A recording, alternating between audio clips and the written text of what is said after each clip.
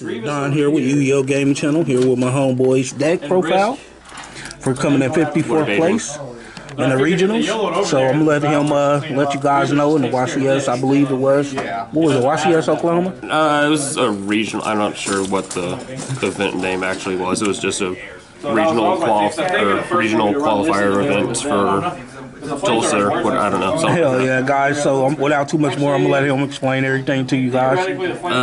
Pretty good weekend. It's my first regional event like ever after I came back to the game, and I ended up going 6-3. I lost only the first round against Adventure Prank Kids, and then the mirror match, Floowandereeze, which is a god-awful mirror match. Man. And then Tanner was up there clapping people. Final match against Eldritch. So, which is probably like the worst matchup for Floowandereeze ever. I'm surprised people were even playing that deck still. Yeah, I mean, triple skill drain, what can you do? So, I'm still on my bird shit. Of course, there's the starters, the 3 of Rabina, and the 3 of Eaglin.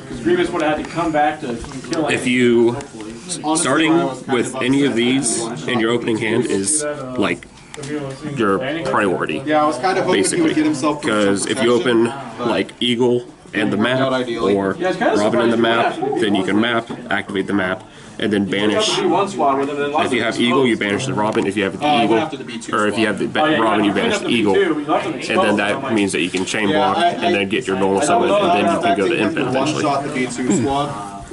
Sound like much recursion. Yes, a lot. 6 reds. Because you're pretty good. So when the little birds are in the banish pile, and they always go to banish unless they're like if you set them and then they Raigeki you or something. Yeah, when you went after that squad, if they're face up on the field, they're always going to go to banish. So if they target you with something that bounces them back to the hand, it's going to go to banish. I was confused for a minute. I was confused for a minute too, because I'm like, what's the goal? Lancia's up, but that's another story. I changed things around a little bit. I think before I was running 2 street and 1 toucan, or 1 toucan and 1 street, but I decided to cut it down to just 1 of each because there's not really much of a reason to. If you open incorrectly, they're just kind of dead in your hand because you have to have a Floowandereeze card in your banish for toucan to work, and you need to have a card in the graveyard. Either graveyard for street to work. So they're not exactly great starters, they're better extenders. So I cut it down to 1 of. Then we got the big boy, the card that everyone hates that makes this deck so good and broken. Impin, it's a walking skill drain that also is a not once per turn Floowandereeze spell and trap card searcher.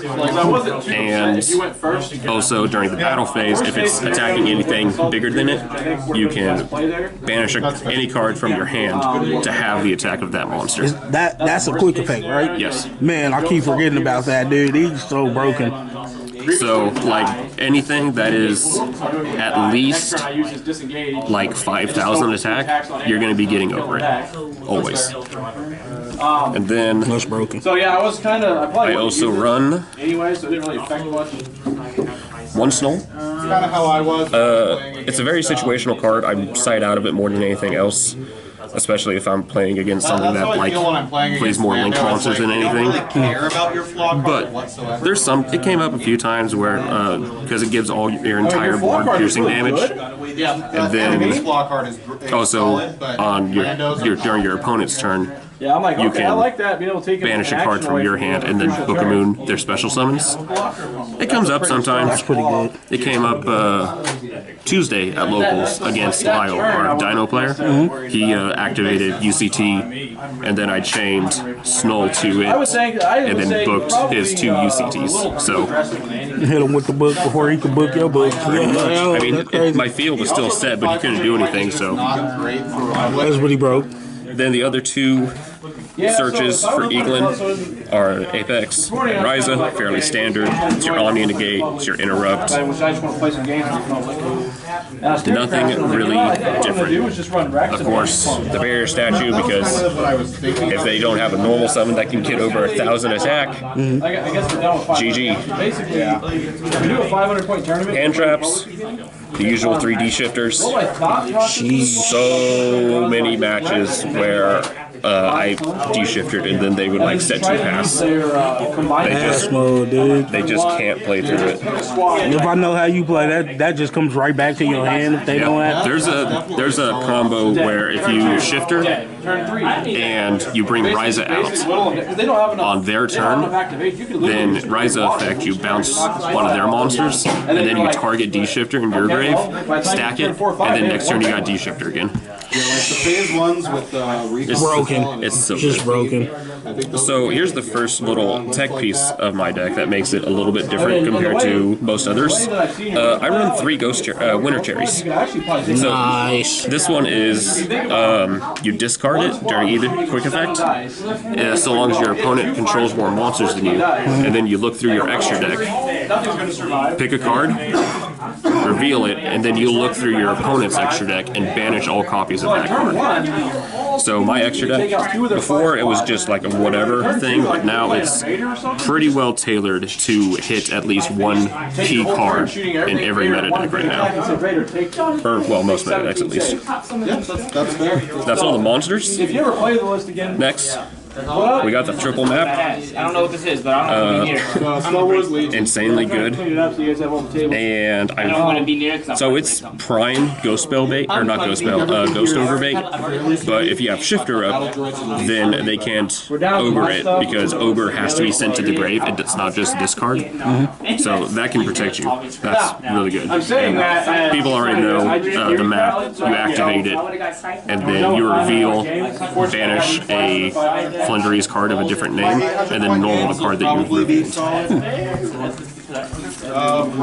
Next, this is the last engine 3 of for the deck, and it's the card that finally came out. The new card, yeah. I didn't. So we the last time that Adrian here did a profile, it came out, but I didn't think that it was like legal for tournament use. But it apparently was. I just kind of get into my deck that day. This card's insanely good. So during like standby or draw, you can activate it, and then it banishes as cost any winged beast monster.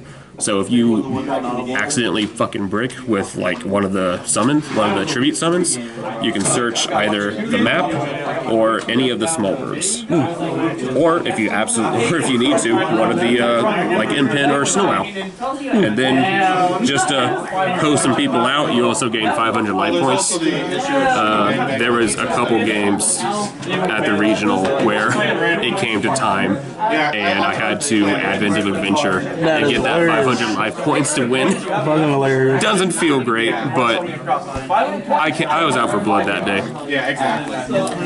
And unexplored wins. This is basically like Monarch Stormforth, because if you would do a tribute summon that requires 2 tributes, you use a monster on your side of the field and then any card on the opponent's side. So it's insane. It's pretty good. It's pretty good. It's so good. If you hard open this when you're going first, you're gonna they're not gonna be able to do anything with their board. Damn. It's gonna be open.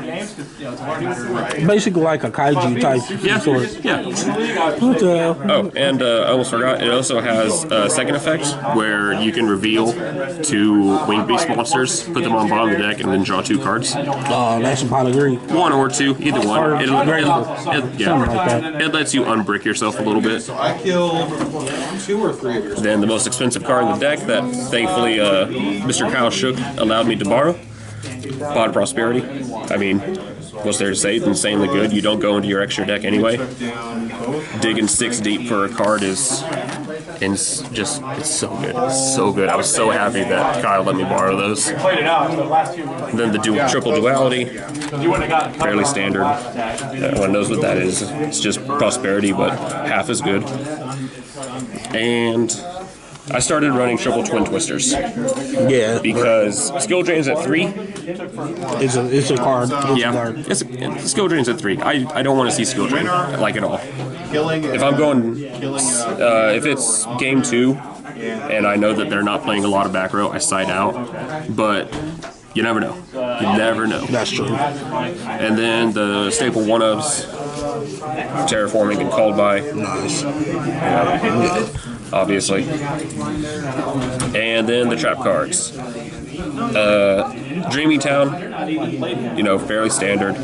And I only want to run Featherstorm. I have seen a lot of people running 3. I understand why, since it's unsearchable and you want to see it, and if you open it, then it's insane. They basically just pass their turn because they can't do anything. It negates all activated effects, and they can't activate any effects after also. What do you think about the Harpies card that the dude that topped Charlotte's regional did?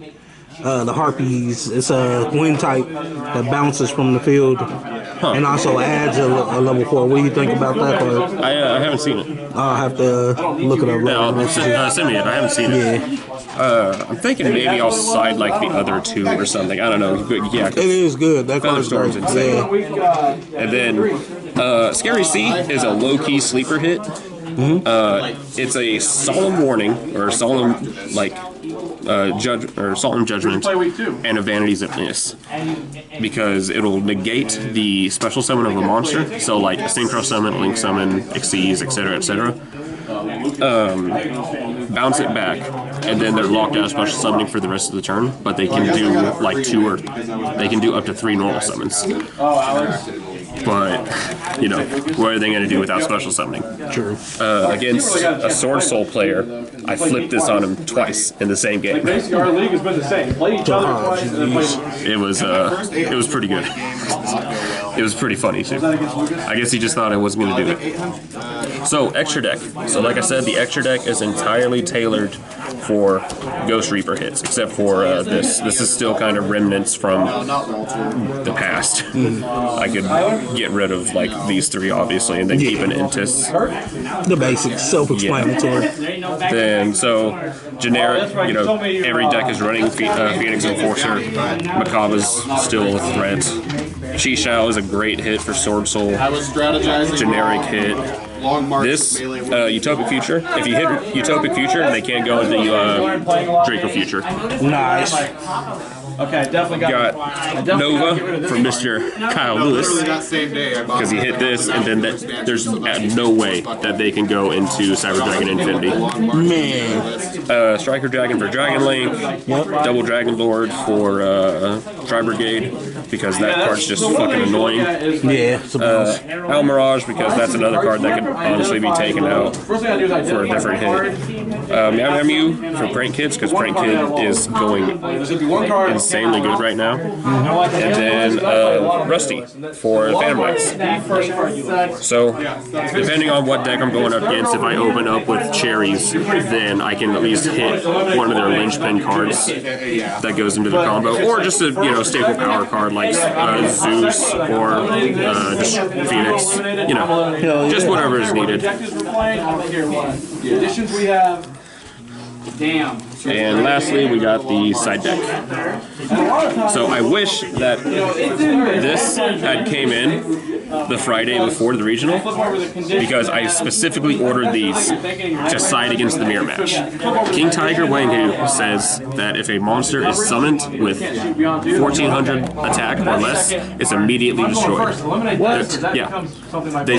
Effects will still go off, but against the mirror match, all of the little birds have under 1,000 attack. So they'll still get their searches and whatever, but they'll be popped, and then they don't have any tribute material. Dang. So That's broken. if I had gotten this before Saturday, I would have won against Cam. I think my 800 point melee would. I'm saying that is the reason why I lost. 91 on points. My other little funny card that I have is my sphere modes. Self-explanatory. Yeah, it's I mean, it wipes their board for the most part. Clear everything, dude. If you open this, a bird, and map, you can go off full combo without interruption. You can see what they eliminate first. Montana was like a classic. It's so good. I was dropping beach balls on people all day. Man. You're like, okay, they can't get. So I also do not own Droplet. So we got the next best thing, Chalice. It gives you more chance to pick what Spice. position Yep. you have, which is I was running 3. I cut one of those and I cut it evenly to make room for the King Tigers. So, you know, it's nice. Just good staple side deck stuff. Triple Raigeki. That is a must. Oh yeah, it's so good. Not once per turn board wipe. What can be better than that? Can't be done. And then lastly, Triple Dark Ruler. Oh, yes. I saw a